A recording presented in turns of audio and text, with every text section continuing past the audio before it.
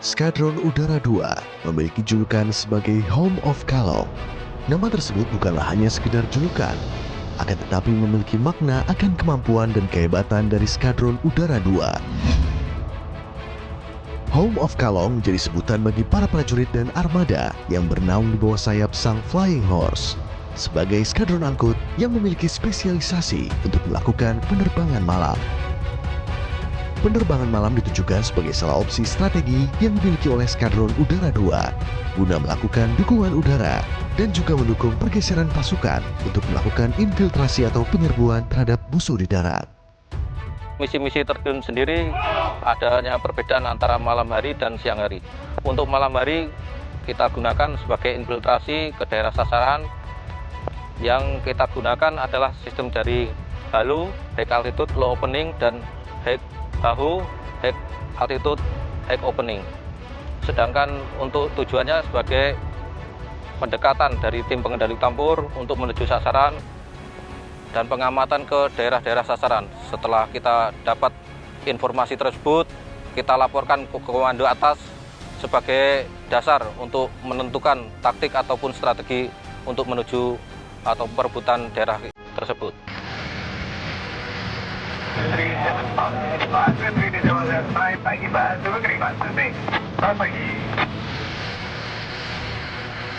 Untuk perlengkapan sendiri atau persiapan kita sesuaikan untuk tugas atau yang akan kita laksanakan.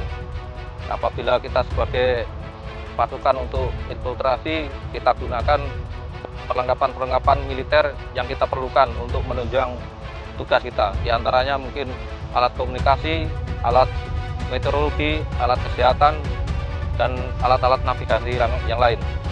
Sedangkan untuk apabila kita melaksanakan tugas bencana alam, kita gunakan juga terutama alat komunikasi, bahan-bahan medis yang lain, sehingga apabila kita di tempat tersebut tidak ada, kita bisa berkoordinasi dengan satuan atas untuk melaksanakan atau permintaan bantuan barang-barang yang akan diperlukan di daerah tersebut.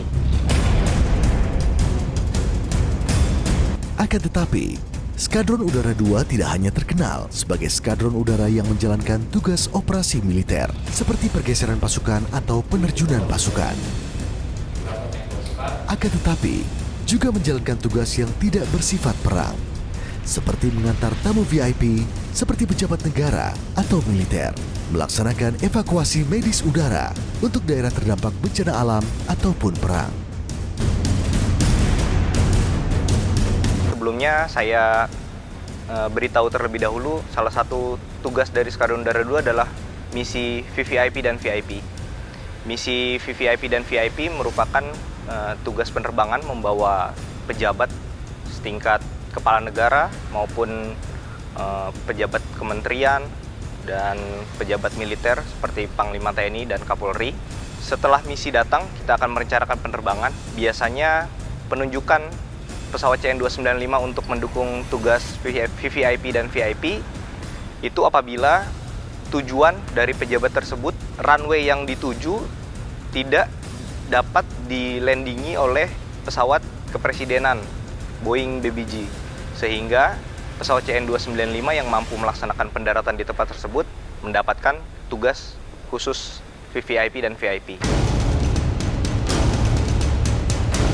Evakuasi medis udara merupakan suatu tugas operasi di mana terjadi pemindahan korban bencana alam atau kecelakaan lainnya dari suatu tempat ke tempat yang memiliki fasilitas kesehatan lebih baik. Dalam hal ini menggunakan pesawat terbang yang berguna untuk penanganan evakuasi lebih lanjut dan penanganan lebih cepat dan terselesaikan. Evakuasi medis udara terbagi dalam 3 tim pokok, yaitu tim evakuasi medis 1, tim evakuasi medis 2, dan tim evakuasi medis 3. Tim evakuasi medis 1 merupakan tim yang bertugas sebelum naik pesawat. Sementara yang kedua merupakan petugas yang bertugas di dalam pesawat. Dan tim ketiga merupakan petugas di sarana fasilitas tujuan. Seorang flight surgeon atau dokter penerbangan bertugas pada tim evakuasi medis kedua yang bertugas sepenuhnya di atas pesawat terbang. Di balik kesiapsiagaan dan juga performa setiap armada yang dimiliki oleh Skadron Udara 2, terdapat para orang-orang hebat di balik layar. Mereka adalah para teknisi dari satuan pemeliharaan yang dengan seksama selalu menjaga performa terbaik dari setiap armada. Kami di seksi pemeliharaan sebenarnya ada beberapa kualifikasi yang dimiliki oleh para anggota Skadron Udara 2. Yang pertama adalah mekanik. Mekanik adalah personil yang melaksanakan pemeliharaan di ground. Kemudian kami juga ada kualifikasi berupa sebagai seorang flight engineer dan seorang loadmaster. Mungkin dapat kami jelaskan secara lebih rinci. Untuk seorang mekanik, tugasnya adalah melaksanakan pemeliharaan di ground, baik pemeliharaan terjadwal maupun tidak terjadwal. Sedangkan untuk flight engineer, tugasnya adalah melaksanakan pemeliharaan saat pesawat berada di luar home base bersama dengan penerbang. Kemudian pada saat in-flight, seorang flight engineer melaksanakan monitoring terhadap sistem pesawat yang ada di dalam pesawat saat melaksanakan penerbangan. Agar lebih jelas mengenai kegiatan yang berada di Skadron Udara 2, khususnya seksi pemeliharaan, akan sedikit kami jelaskan apa saja yang kami laksanakan di sini. Izin kami jelaskan untuk kami melaksanakan pemeliharaan sesuai dengan maintenance manual yang dibaca oleh seluruh mekanik, baik inspektor maupun perwira tekniknya. Kemudian nanti akan diaplikasikan langsung pada sistem masing-masing. Sebagai contoh, rekan-rekan dari sistem engine, bisa dilihat di atas, melaksanakan pengecekan setiap 15 jam sekali, melaksanakan pengecekan engine oil level check. Untuk penjelasan dari maintenance manual akan diaplikasikan langsung di pesawat. Baik, kita akan menuju ke rekan-rekan dari sistem airframe.